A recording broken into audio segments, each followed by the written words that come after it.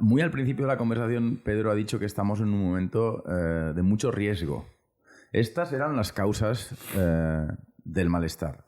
Que no es lo mismo que decir no es lo mismo. Que vivimos en un momento de la historia de riesgo.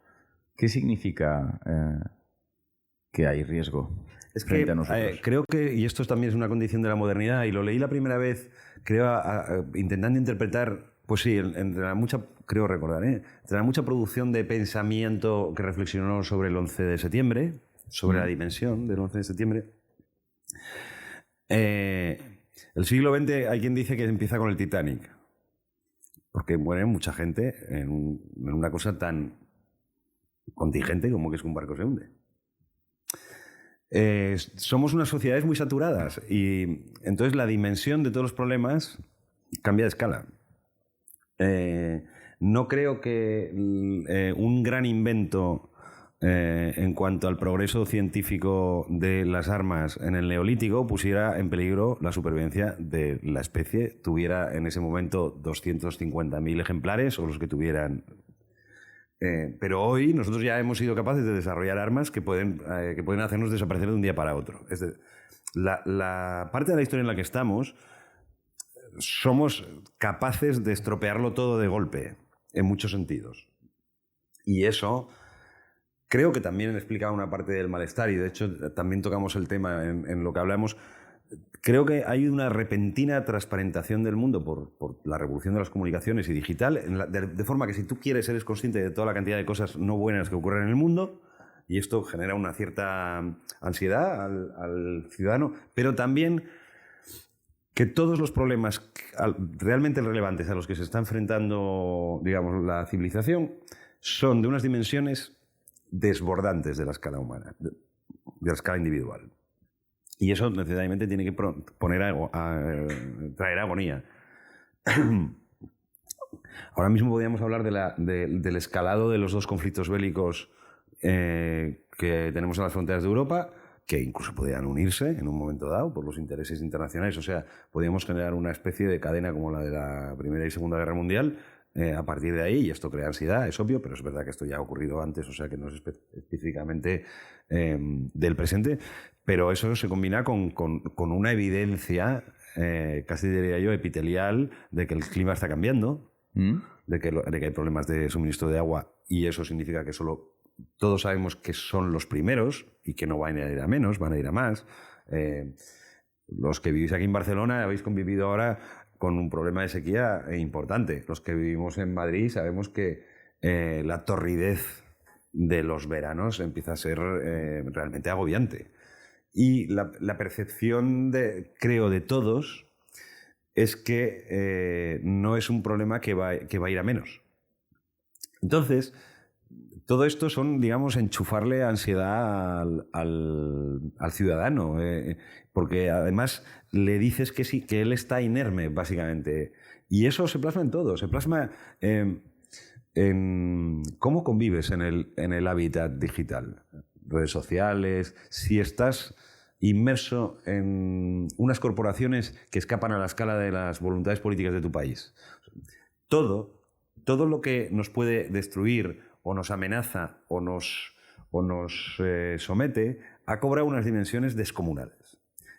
Y que no quiero decir que sean inabordables, sino que la percepción individual del ciudadano es que el mundo ha dejado de tener escala humana, que el mundo no está hecho a su escala ya.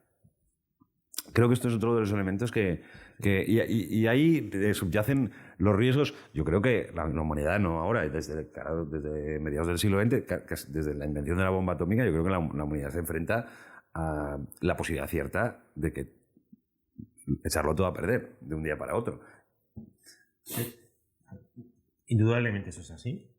Hay un cambio de escala y sobre todo hemos sido capaces de crear tecnología que por primera vez en la historia sería capaz no solamente de destruir la naturaleza humana, la humanidad, sino es posible que incluso pudiera destruir el planeta mismo, dejarlo de hacer que no sea vivible.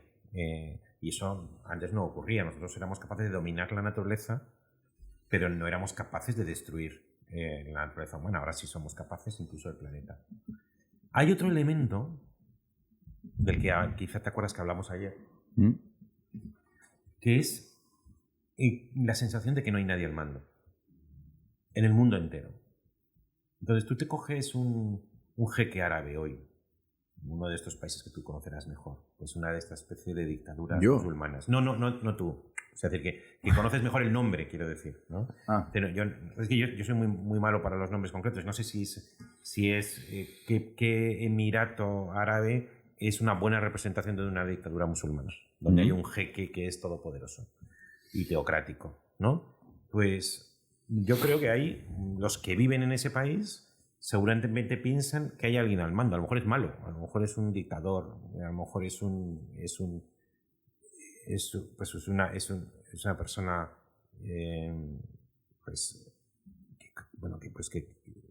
dominada por el mal, que abusa, que atropella, que es un dictador, pero hay alguien al mando. Y probablemente en menor medida, pues en Putin, pues mucha gente ve un dictador fuerte que controla una situación que sin él hubiera sido caótica. Y en la democracia no debe haber élites sustanciales. Hay élites ocasionales. Pues, por ejemplo, periódicamente se nombran unos miembros del Parlamento y el Parlamento nombra al gobierno, y hay unas élites ocasionales que reciben un mandato del pueblo soberano. Pero no hay nadie permanentemente al mando. Entonces, se necesita una cierta madurez para aceptar que en la democracia no hay nadie al mando. Vivimos en una especie de autobús y de pronto descubres que el autobús no tiene conductor. O que vives estamos en una nave y de repente descubres que la nave no tiene capitán, sino que todos tenemos que remar al mismo tiempo para ir en la dirección correcta. Y eso sí que creo que acentúa la sensación de que podríamos irnos al abismo. ¿No crees? Es decir, si hay alguien al mando, aunque sea malo, sí. hará que el vehículo no se estrelle. Pero si no hay nadie al mando, y eso es una de las... Yo lo considero una conquista. Lo que pasa es que lo considero una conquista, pero requiere una educación cívica. Yo creo que estamos... Tú sabes eso de que en muchas embarcaciones, porque me gusta mucho... ayer cuando dijo lo del autobús, estaba pensando yo en los remos, que me gusta que... Efectivamente es un sitio donde todos remamos. Sabes que hay muchas embarcaciones donde el timón es un remo. Es un remo que se pone atrás. No sabías, ¿eh? Entonces... esta es la sensación. No hay nadie al mando. Es que no hay nadie al mando porque estás tú, habría que decirle al ciudadano. No hay nadie al mando porque estás tú. Exactamente. Es interesante. O sea, creo que hay dos maneras de pensar el tema del riesgo o de la sensación de vértigo que producen estos riesgos que habéis estado comentando. Hay una como más sintética y otra más analítica. La sintética para mí es que nuestra capacidad para pensar el mundo como colectivo y como individuos ha crecido mucho en los últimos tiempos, pero que mirar al mundo a los ojos, observar la chapuza contingente que es el mundo con detenimiento, produce vértigo, vértigo existencial. Y eso efectivamente requiere probablemente generaciones de un tipo de educación que no hemos recibido o que la mayoría de nosotros no ha recibido. Esta es la manera sintética, en mi opinión, de pensar el malestar. Y luego está la analítica y la concreta, que es hacer la lista de rentabilidad. Es decir, bueno, claro, es que riesgo nuclear o bélico, competición a ultranza en el ámbito de la economía, globalización y, por tanto, pérdida de control en términos legales o jurídicos al respecto de un montón de agentes, un crecimiento demográfico exponencial, inteligencia artificial con también el desafío al protagonismo de la inteligencia humana que ello supone. Efectivamente, la aceptación de que en una democracia liberal no hay tirano, no hay... Coño, es tan impresionante el vértigo existencial que produce mirar el mundo como, en su conjunto, como ponerse a mirar la cantidad de cosas que nos pueden hacer desaparecer de un plumazo. Y eso no sé cómo se resuelve. No sé cómo se resuelve porque, además, hay algo importante. No es, en mi opinión, no es solo una observación de un exterior. Es que el sistema que hemos montado es generador de algunos de estos subproductos. Es decir, nuestro propio bienestar, nuestro propio progreso está vinculado con el desarrollo, el crecimiento de estos riesgos. Y eso no son anomalías, son consecuencias. Es el sistema. Son consecuencias. Como diría Dioni, no es la... Sí. ¿Cómo pensáis esta cuestión, ¿no? Y de hecho yo creo que esto es el principal contraargumento. Estamos en el mejor momento de la historia universal, ¿no? El hecho de que a medida que disfrutamos de progreso material, científico y moral, también nos damos cuenta de que eso genera un pasivo. Y un pasivo acojonante. Pero si yo te pregunto si te ha merecido la pena tener hijas... Aunque las hijas van a ser una fuente de preocupación extraordinaria y tendrás mucha angustia cuando tengan 17 años y te dicen que vuelven a la 1 y tú dices que vuelven a las 12 y vuelven a las 5 y a lo mejor piensas que se han emborrachado. Es decir, el que tiene un bien, lógicamente tiene miedo a que ese bien se perjudique. Entonces, renunciar al bien por el miedo a perderlo, sería una triste historia. Sería una triste historia, pero me parece que en términos, como dice la faja de este libro de manera acertada, en mi opinión, está el diálogo, el diálogo que proponéis en Verdades Penúltimas es una auténtica terapia colectiva. En el sentido de que intenta ir a buscar aquellas fuentes de angustia o de ansiedad que genera pues la vida colectiva. Pero que tenemos.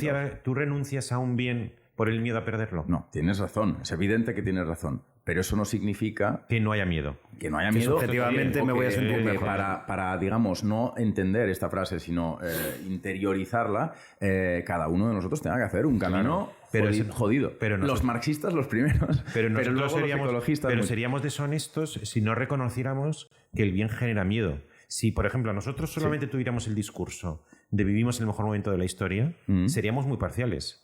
Pero si dijéramos, vivimos el momento mejor de la historia, pero estamos enfadados, es que comprendemos que la primera parte no es una imagen completa del retrato de la actualidad. Y estamos enfadados, y el enfado, les contento, puede ser muy complejo. Aquí han salido unos cuantos temas.